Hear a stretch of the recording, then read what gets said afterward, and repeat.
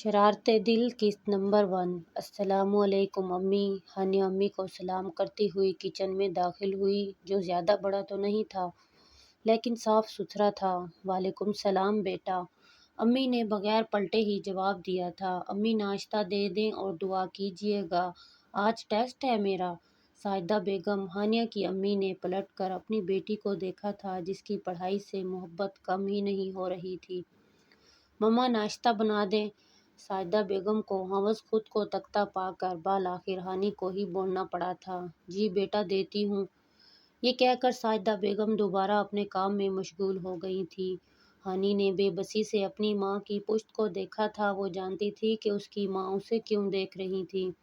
تھوڑی ہی دیر میں ساجدہ بیگم نے ہانیہ کو ناشتہ دے دیا تھا اور ہانی بھی خاموشی سے ناشتہ کرنے بیٹھ گئی تھی۔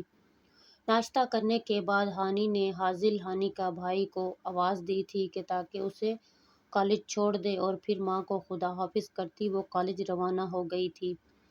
پہلی شادی سے صرف ایک بیٹا تھا، جس کا نام افتخار صاحب تھا۔ افتخار کی پیدائش کے 1 ماہ بعد ہی حمید صاحب نے اپنی بیوی کو طلاق دے دی تھی اور انہیں گھر سے نکال دیا تھا۔ افتخار صاحب کی والدہ لٹی پھٹی سی اپنی والدہ کے گھر جا رہی تھی کہ راستے میں ان کا ایکسیڈنٹ ہو گیا اور وہ اپنی زندگی کی بازی ہار گئیں، اور یوں 1 مہینے کے افتخار صاحب اپنی ماں کے پیار سے محروم ہو گئے۔ افتخار صاحب کی والدہ کی وفات کے اگلے مہینے حمید صاحب نے دوسری شادی کر لی اور یوں 2 مہینے کے افتخار صاحب باپ کی شفقت سے بھی محروم ہو گئے۔ حمید صاحب کی دوسری شادی سے ان کی 2 اولادیں تھیں، ایک بیٹا اور ایک بیٹی۔ افتخار صاحب کو تو حمید صاحب نے کبھی بیٹا سمجھا ہی نہیں تھا اور افتخار صاحب نے اپنا بچپن اپنی دادی کے پاس گزارا تھا۔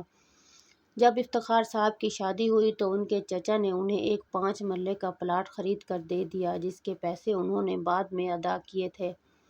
شادی کے 1 سال بعد اللہ نے افتخار صاحب کو ایک بیٹی سے نوازا، جس کا نام انہوں نے ثانیہ رکھا تھا، اور ثانیہ کی پیدائش کے 2 سال بعد ہی ان کے گھر ایک رحمت اور ایک نعمت کی آمد ہوئی۔ افتخار صاحب نے بیٹی کا نام ہانیہ جبکہ بیٹے کا نام حاصل رکھا۔ افتخار صاحب کی بیوی یعنی ساجدہ بیگم نے ہر مشکل حالات میں اپنے شوہر کا ساتھ دیا تھا۔ ابھی 2 سال پہلے ہی وہ اپنی بڑی بیٹی کی شادی سے فارغ ہوئی تھیں اور اب ہانی کے رشتے کے لیے فکر مند تھیں۔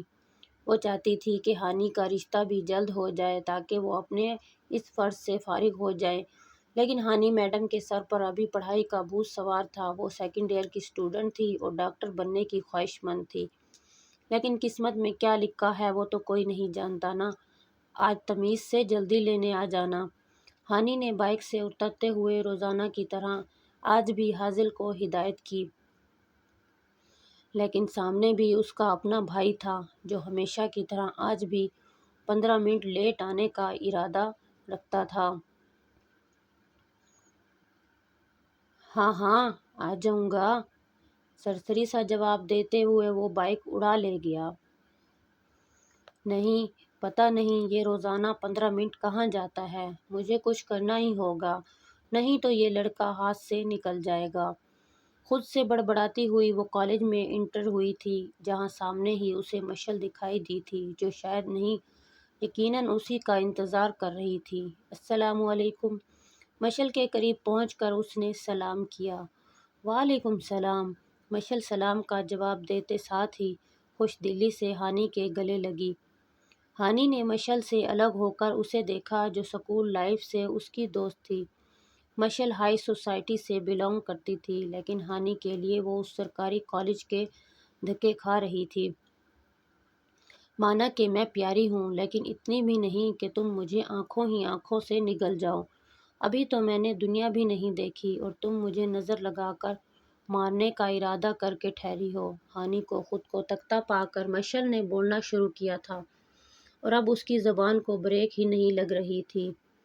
بس کر ڈرامے باز۔ ہانی نے اسے ایک چپت رسید کرتے ہوئے کہا تھا اور اب وہ دونوں اپنی کلاس کی طرف بڑھ گئی تھیں۔ آج تم ٹائم پر کیسے آ گئے؟ کہیں سورج مغرب سے تو نہیں نکل آیا؟ رکو مجھے دیکھنے دو۔ تم میرے اپنے ہی بھائی ہو نا؟ کہیں مجھے کوئی کڈنیپ تو نہیں کر رہا؟ بتاؤ میرے بھائی کا کیا نام ہے؟ آج حاصل خلاف توقع ہانی کو ٹائم پر لینے آ گیا تھا، اس لیے ہانی کو یقین نہیں آ رہا تھا کہ یہ اس کا ہی بھائی ہے۔ اس لیے ہانی نے حاصل سے سوال جواب کرنے شروع کر دیے۔ میرا نام حاصل ہی ہے اور میں تمہارا اپنا ہی بھائی ہوں۔ اب فضول بکواس مت کرو اور گھر جانا ہے تو جلدی بیٹھو، نہیں تو خود آ جانا، میں جا رہا ہوں۔ حاصل، جس کا موڈ پہلے ہی خراب تھا اور رہی سہی کسر ہانی کے فضول سوالوں نے پوری کر دی تھی، چڑھ کر جواب دیتے ہوئے بائیک سٹارٹ کر چکا تھا۔ تمہارے ساتھ ہی جانا ہے؟ اور کس کے ساتھ جاؤں گی؟ جلدی سے کہتے ہوئے وہ بائیک پر بیٹھ گئی تھی۔ مبادا کہیں حاصل اسے یہیں ہی نہ چھوڑ جائے۔ اور اس سارے واقعے کے دوران ایک بات جو ہانیہ فراموش کر گئی تھی وہ تھی کسی کی خود پر جمی ہوئی نظریں۔ بھائی کہاں غائب ہیں؟ میں کب سے آپ کو بلا رہی ہوں اور آپ ہیں کہ کسی اور ہی دنیا میں پہنچ گئے ہیں۔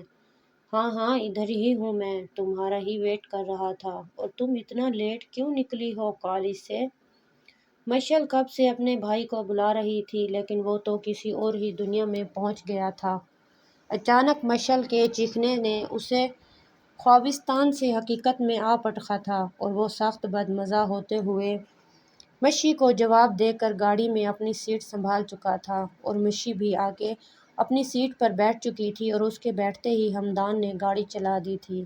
بھائی بتائیں نہ کون تھی وہ جس کے خیالوں میں آپ مشی نے سر تا پاؤں شرارت ڈوبے سے ہوئے ایک تھے؟ آنکھ جھپکائی تھی۔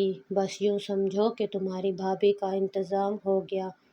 مشی کو جواب دے کر اب اس نے اپنی ساری توجہ ڈرائیونگ کی طرف مرکوز کر دی تھی۔ کیا مطلب بھائی؟ آپ دولہا بننے والے ہیں اور میں نند؟ دیکھنا میں اپنی بھابھی کے ساتھ کتنے پیار سے رہوں گی۔ ہمدان کی بات پر مشی نے ایکسائٹڈ ہوتے ہوئے کہا تھا اور اب وہ خاموشی سے اپنے منصوبے بنانے بیٹھ گئی تھی کہ کس طرح وہ اپنی آنے والی بھابھی کا جینا حرام کرے گی۔ کیا ہوا ہے؟ تم آج لینے بھی ٹائم پر آ گئے تھے اور اب تمہارا موڈ بھی خراب ہے؟ کیا کسی نے میرے چھوٹے بھائی سے کچھ کہا ہے؟ نہیں مانی، پہلے تو سنجیدہ اور پھر مذاق اڑانے والے انداز میں حاصل کو کہا تھا، اور حاصل جو اس کے ساتھ اپنا دکھ درد بانٹنے والا تھا اچانک ہانی کے مذاق اڑانے سے خاموش ہو گیا تھا۔ اچھا چل بتا دے، میں اب سیریس ہوں۔ حاصل کو خاموش ہوتا دیکھ کر وہ اب واقعی سنجیدہ ہونے کی کوشش کرتے ہوئے اسے اپنا منہ کھولنے کے لیے کہہ رہی تھی۔ مت پوچھو، تم میرا درد کبھی نہیں سمجھ سکتی۔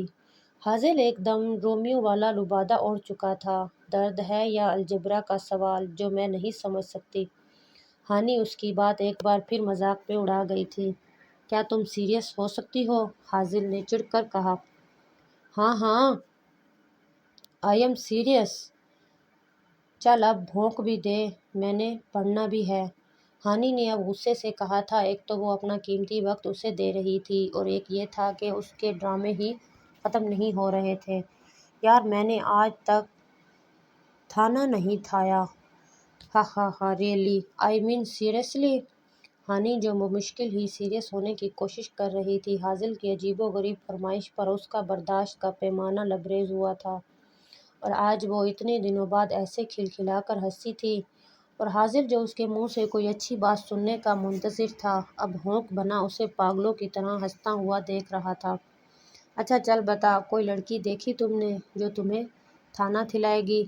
ہانی نے اپنی ہنسی کو کنٹرول کرتے ہوئے حاصل سے پوچھا تھا، اور حاصل نے بھی فرما بردار بچے کی طرح اپنا سر ہاں میں ہلا دیا تھا۔ اچھا چل بتا، کون ہے وہ؟ ہانی نے سیریس ہوتے حاصل سے پوچھ لیا۔ تم کچھ کہو گی تو نہیں؟